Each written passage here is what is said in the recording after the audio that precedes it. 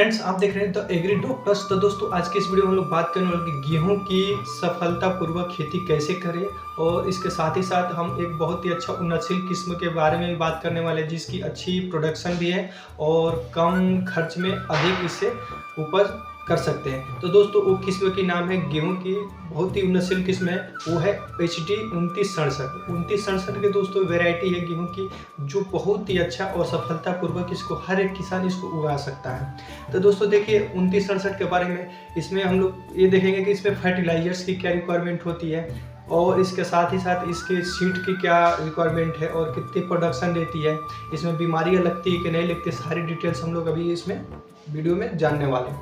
तो दोस्तों 2967 की इसकी ये सबसे अच्छी इसकी बेनिफिट ये है कि आप इसको किसी भी जगह पे इसको लगा सकते हैं। यानी कि अगर आपके ड्राईलैंड एरिया है, लोलैंड एरिया है, यानी या जो पानी भी जमने वाला एरिया है, वहाँ पर भी आप इसको यूज़ कर सकते हैं। मतलब कि पानी जमने के मतलब कि जहाँ कभी कभी हम लोग पानी गेहूँ में इरिगेशन करते हैं तो उसमें क्या होता है कि पानी एक एक दो दो दिन तक गड्ढा उड्ढा रहता है, वहाँ जम जाता है, जिसकी वजह से फसल वो क्या गेहूँ क्या होता है कि पीला पड़ के तो खराब हो जाता है। तो ऐसा नहीं है दोस्तों, ये इसको आप कहीं भी सफलतापूर्वक उगा सकते हैं। सबसे पहले इसकी बुआई में क्या क्या फर्टिलाइजर्स को आवश्यकता होती है।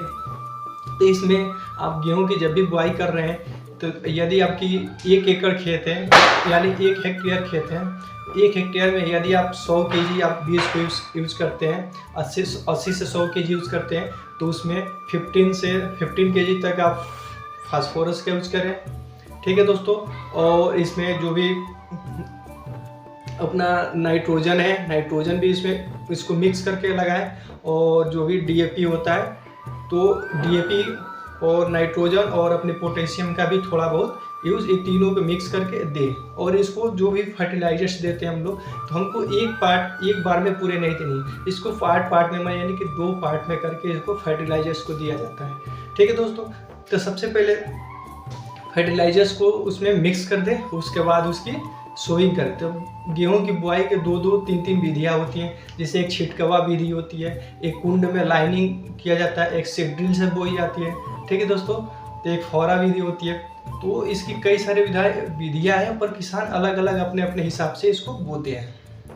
तो दोस्तों देखिए, इसकी बुआई के बाद 20 से और 25 दिनों के बीच में आपकी इरिगेशन CRI यानी कि बहुत ही जो जड़ बनती है उस टाइम के जो सिंचाई होती है बहुत ही महत्वपूर्ण होती है। तो इसको बहुत ही टाइम से देना होता है, यानी कि 20 से 25 दिनों के बीच में आपको एक सिंचाई देना जरूरी होता है।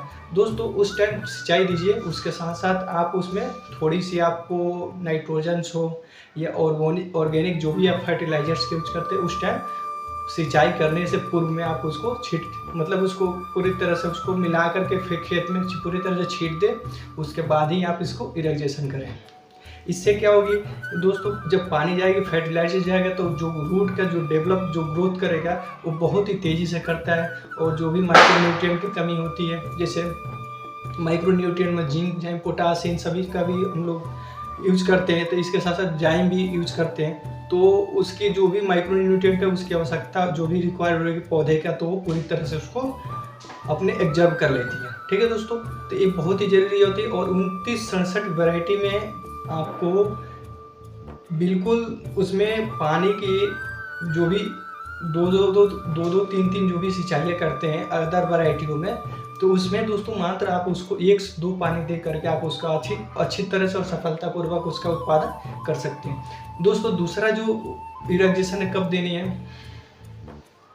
तो जो दोस्तों दूसरा जो इरिगेशन है आपको 80 से और 90 दिनों के बीच में देनी है। यानी कि 60 से 80 के बीच में भी दे सकते हैं, पर 80 से 90 दिनों के बीच में क्यों देनी है, क्योंकि उस टाइम दुग्धा अवस्था में चली जाती है गेहूँ। कुछ ऐसी वैरायटी है जो 100 से 110 दिनों पे भी तैयार होती है, कुछ 110 से 120 दिनों में तैयार होती है।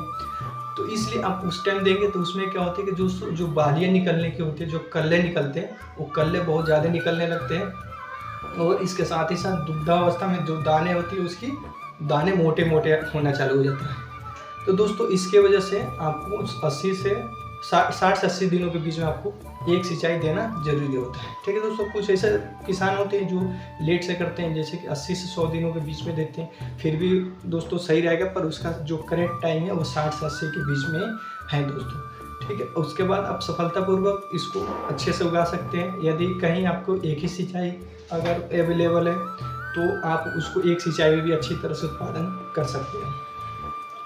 दोस्तों इसके बाद ये क्या होता है कि जो बाली टूटने की होती है, जैसे एग्जर्व हो जाती है तो बाली टूटने की होती है, उसमें बाली नहीं टूटती है। और इसकी हार्वेस्टिंग करते समय में बालियाँ और डांटियाँ जो भी होती है तो टूटती नहीं है और एकदम पूरी तरह से स्ट्रेट होती है। इसके वजह से इसके उत्पादन सबसे अधिक होता है। चलिए दोस्तों, धन्यवाद।